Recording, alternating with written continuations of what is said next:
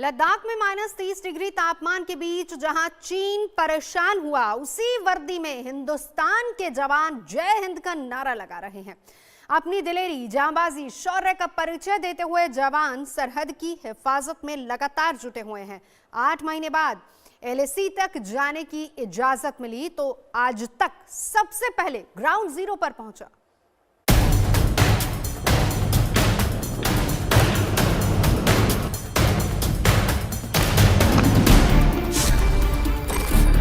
-30 degree में सहमा चीन।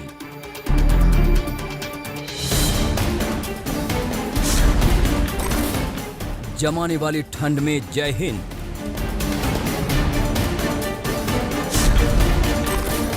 आठ महीने बाद हट गई पाबंदी।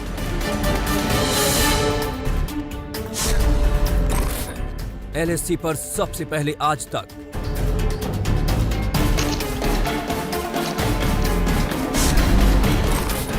पैंगोंग सो की ग्राउंड रिपोर्ट। जमाने वाली ठंड में चीन की अकड़ ढीली पड़ गई। 10,000 फौजियों को पीछे हटना पड़ा, लेकिन -30 डिग्री में भी भारत डटा है। जवान मोर्चे पर हैं। खुद पर भरोसा इतना है कि अब LAC तक जाने की पाबंदी भी हटा दी गई। रोक हटने के बाद आज तक पहला चैनल है जो जमाने वाली ठंड में LAC तक पहुंचा।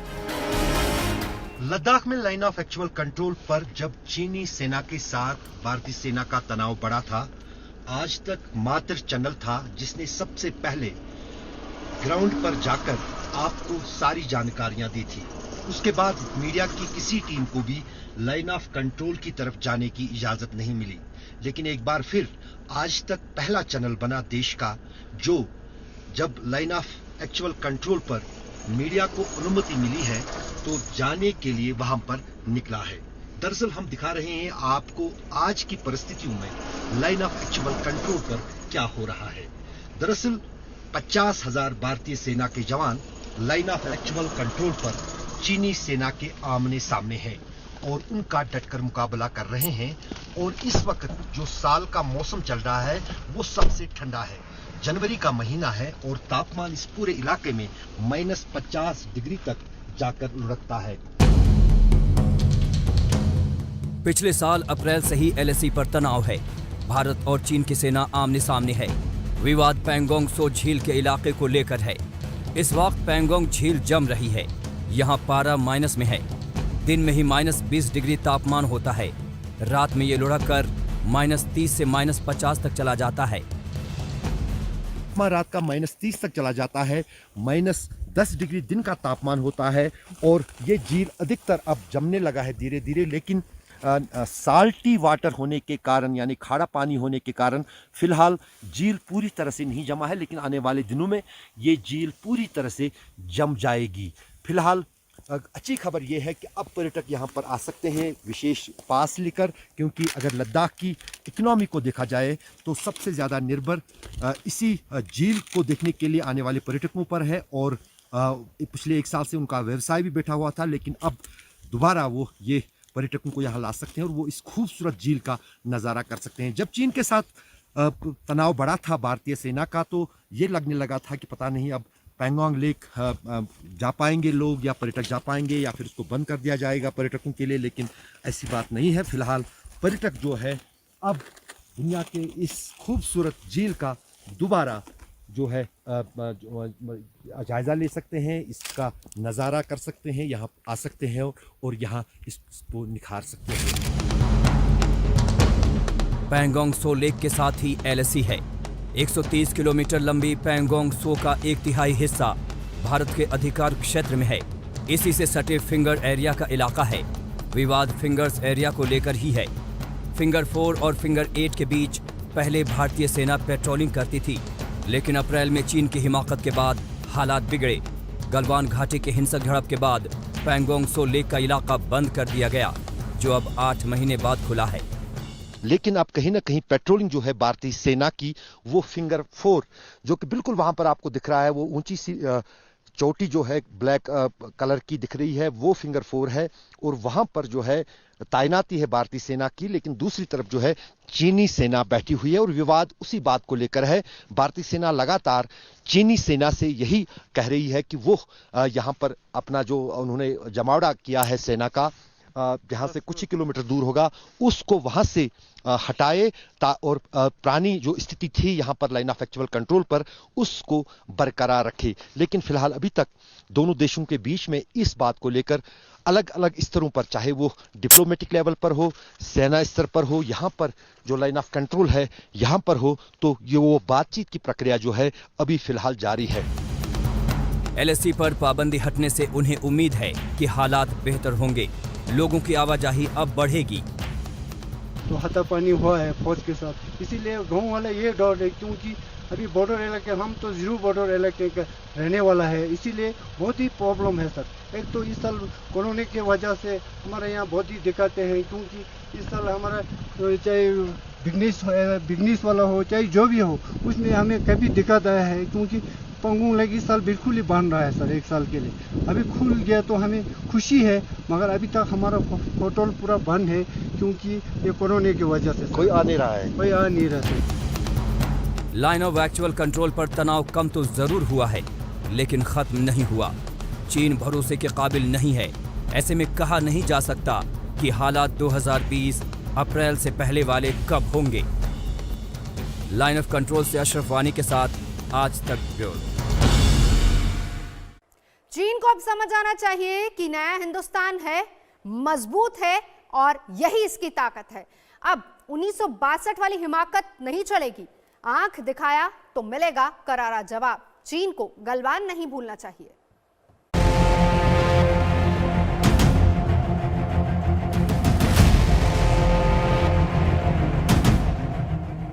गलवान में चीन ने देखा हिंदुस्तान का दम। भारतीय जांबाजों ने जान देकर देश का मान रखा। चीन को करारा जवाब मिला। 35 सैनिकों को खोना पड़ा। इस संघर्ष ने चीन को बता दिया कि अब नहीं, अब नया हिंदुस्तान है, मजबूत हिंदुस्तान है। अब हिमाकत को मिलेगा मुंहतोड़ जवाब। अप्रैल की झड़प के बाद से ही एलएसी पर तनाव है। पहली बार जमाने वाली ठंड में भी भारत और चीन की सेना एलएसी पर है। दुनिया के सबसे ऊंचे जंग मैदान में टैंक हैं, तोप हैं, मिसाइलों का जमावड़ा है। विवाद को खत्म करने के लिए बातचीत जारी है, लेकिन सेना की मुस्तैदी भी बनी हुई है। दुश्मन हम आप किसी को मानते नहीं। हम दुश्मन किसी को नहीं मानते, मित्र ये है नहीं। बस ये है कि हम हमारी तरफ आंख उठाकर कोई देखने की कोशिश करेगा तो आंख से आंख मिलाकर हम उसका जवाब देने की कला भी जानते हैं। नहीं, मैं कह रहा हूं खतरा किससे याद है? पाकिस्तान से, चाइना से? चलो इस बात पे हम किसी से भी कोई खतरा नहीं मानते हैं। हर खतरे का मुकाबला करने की कुवत हमारे देश की सेना के जवानों के अंदर है। कहना है कि हमारे को पाकिस्तान और चाइना से कोई भी खतरा नहीं है। आज जो भी होगा, किसी भी प्रकार का खतरा कहीं से भी होगा, उसका पूरी ताकत के साथ हमारे देश की सेना उसका मुकाबला करेगी और मुकाबला करने में चाइना के साथ कोई उसका मुंहतोड़ जवाब देने में सक्षम है। चाइना के साथ डायलॉग शुरू किया आपने, फिर रुक गए। क्यों रुके हुए? हम नहीं रुके। सेना दिवस पर सेना प्रमुख जनरल नरवणे ने भी सख्त लहजे में बता दिया कि दुश्मन को किसी गलत फहमी में नहीं रहना चाहिए। भारत के धैर्य की परीक्षा लेने की गलती नहीं करनी चाहिए।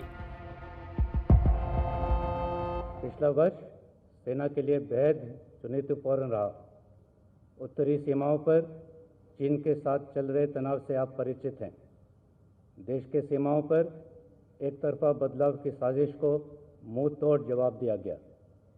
मैं देश को विश्वास दिलाना चाहूँगा कि गलवान की वीरों की शहादत व्यर्थ नहीं जाएगी।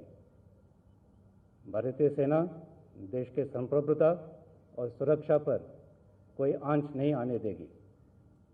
हम बातचीत और राजनीतिक प्रयासों से विवादों का समाधान के प्रति प्रतिबद्ध हैं, लेकिन कोई भी हमारे धैर्य की परीक्षा करने की गलती ना करें। स्थिति को नियंत्रण में लाने के लिए भारत और चीन के बीच सीनियर मिलिट्री कमांडर्स की अब तक 8 वार्ता हो चुकी हैं। म्यूचुअल और इक्वल सिक्योरिटी के सिद्धांत पर मौजूदा स्थिति का हल निकालने के लिए हमारे प्रयास जारी रहेंगे। गलवान झड़प से सबक लेकर भारत ने तैयारी में कोई कोर कसर नहीं छोड़ी। जमाने वाली ठंड की तैयारी पहले से कर ली गई थी। एलएसी पर डटे जवानों को ठंड से लड़ने वाली हर सुविधा मुहैया कराई गई। जरूरत के हर हथियार दिए गए, इंफ्रास्ट्रक्चर बेहतर की गई। एलएसी को जोड़ने वाली सड़कों को दुरुस्त रखा गया। अप्रैल के बाद चीन के बॉर्डर पर हम लगातार मजबूत हो गए। हम इस वक्त 17,668 फुट की ऊंचाई पर है, जिसे चांगला पास कहा जाता है। दुनिया का दूसरा सबसे ऊंचा पास। खरदुंगला पास के बाद चांगला पास ही आता है, जो दुनिया का सबसे दूसरा बड़ा हाईएस्ट मोटरेबल पास है या रास्ता है, जहां से दरअसल पूरा गेटवे जाता है लाइन ऑफ एक्चुअल कंट्रोल पर, यानी नियंत्रण रेखा पर, जो चीन से लगने वाली सीमा है। यहाँ पर गर्मियों के मौसम में भी तापमान शून्य से नीचे लुढ़कता है, तो आज की बात ही नहीं की जा सकती। इस वक्त यहाँ पर तापमान शून्य से 28 डिग्री नीचे है, जो रात में -35 तक भी जाता है। एक तरफ चीन है तो दूसरी तरफ पाकिस्तान। दोनों ही गाहे बगाहे उकसाने वाली हरकतों से बाज नहीं आते, लेकिन उन्हें जान लेना चाहिए कि नया भारत इस गठजोड़ से निपटने में सक्षम है। एलएसी से अशरफ वानी के साथ आज तक ब्यूरो। और आइए अब आपको दिखाते हैं उत्तर भारत में ठंड और कोहरे का सितम। तकरीबन वैसा ही है। कड़ाके की सर्दी ने लोगों को परेशान कर रखा है। ठंड से फिलहाल राहत मिलती नजर नहीं आ रही। पंजाब, हरियाणा, उत्तर प्रदेश, तमाम ऐसे इलाके हैं, अलग अलग राज्य, जहां पर परेशानी फिलहाल कम होती नजर नहीं आ रही है। इसके अलावा साथ ही साथ अगर असम और बिहार की बात करें और उत्तर प्रदेश के दूसरे इलाकों की बात करें, तो वहां भी ठंड का अच्छा खासा असर देखने को मिल रहा है। उत्तर भारत के तमाम शहरों में अभी फिलहाल ठंड से राहत मिलती नजर नहीं आ रही है, लेकिन दिल्ली वालों की अगर बात करें तो इस बात का सुकून थोड़ा जरूर है कि न्यूनतम तापमान की स्थिति में सुधार हुआ है और इसकी वजह से राजधानी में ठंड थोड़ी सी कम हुई है। आज कोहरा भी कम रहा और इसी वजह से विजिबिलिटी ठीक ठाक रही।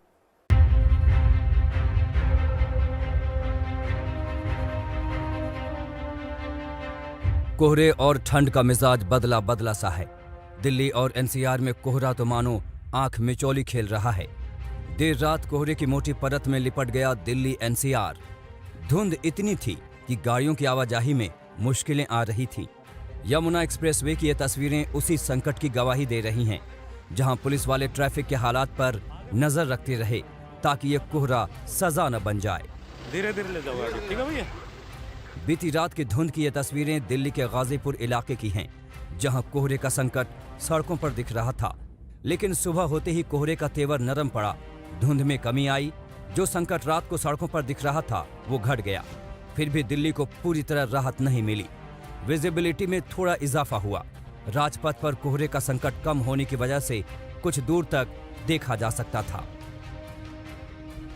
कड़ाके की ठंड के बीच दिल्ली एनसीआर के रहने वाले लोगों के लिए रविवार की सुबह थोड़ी राहत लेकर के जरूर आई। पिछले कई दिनों से जिस तरीके से दिल्ली एनसीआर में घने कोहरे की चादर जो है वो छाई हुई थी, रविवार के दिन उससे लोगों को राहत मिली है। विजिबिलिटी की अगर बात करें तो सुबह के वक्त राजपथ पर विजिबिलिटी जो है वो 500 मीटर जो है वो दर्ज की गई है। कोहरे ने राजधानी को थोड़ी राहत दी है तो ठंड का सितम भी कम हुआ है। मौसम विभाग ने 2 दिन पहले ही अलर्ट किया था कि फिलहाल दिल्ली और एनसीआर को थोड़ी राहत मिलेगी, क्योंकि वेस्टर्न डिस्टर्बेंस गुजर चुका है। अब दिल्ली में पारा पहले से बेहतर स्थिति में है। ठंड से थोड़ी राहत मिली है। आज सुबह का न्यूनतम तापमान राजधानी के पालम में 7.4 डिग्री रिकॉर्ड किया गया। साल की शुरुआत से लेकर के साल के दूसरे हफ्ते तक दिल्ली का तापमान जिस तरीके से 1 डिग्री तक पहुंच गया था, उससे आज राहत जरूर मिली है।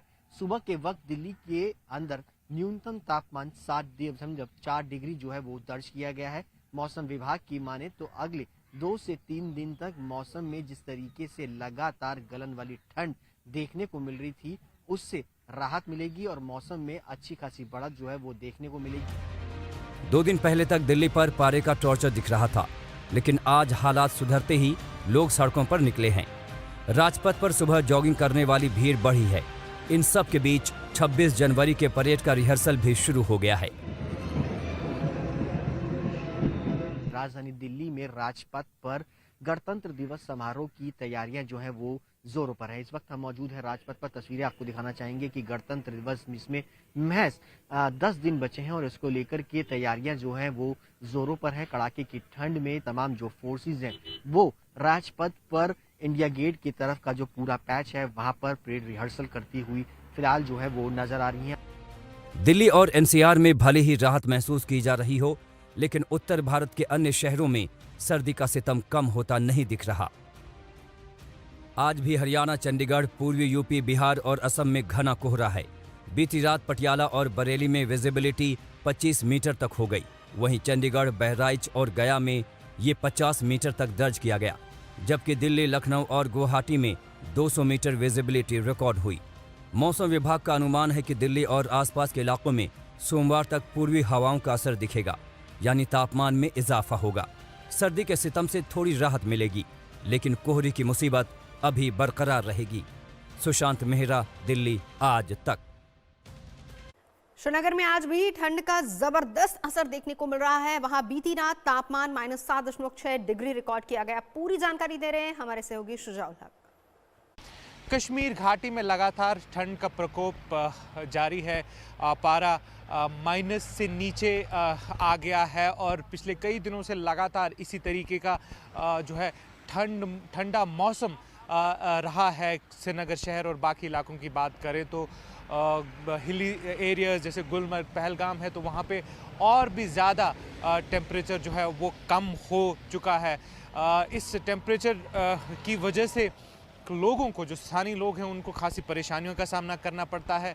खासकर पानी की सप्लाई में प्रॉब्लम होती है और साथ ही साथ अगर रोड्स की बात करें तो स्लिपरी रोड कंडीशंस होने की वजह से चलने फिरने में भी मुश्किलात आती हैं। मेट डिपार्टमेंट की जहां तक बात करें तो उन्होंने कहा है कि अगले कुछ दिनों तक इसी तरीके का कोल्ड और ड्राई वेदर रहने की आशंका है। उसकी वजह से टेम्परेचर में और कमी आने का आ सकती है। तो साफ जाहिर है स्थानीय लोग खुद को इस मौसम से बचाने की कोशिश में लगे हुए हैं। लोग कोशिश कर रहे हैं कि जैसे भी हो सके अपने आप को जो है गर्म रखें, ज़्यादा कपड़े पहने और साथ ही साथ हीटिंग का अरेंजमेंट जो है अपने घरों में करते नज़र आते हैं। कैमरामैन तारिक के साथ शुजाउल हक, श्रीनगर आज तक। मैं हूं अंजना ओम कश्यप। हमें उम्मीद है ये वीडियो आपको पसंद आया होगा। लेटेस्ट खबरों के लिए यूं ही देखते रहिए आज तक और इस वीडियो के पसंद आने पर लाइक, शेयर एंड सब्सक्राइब करना ना भूलें।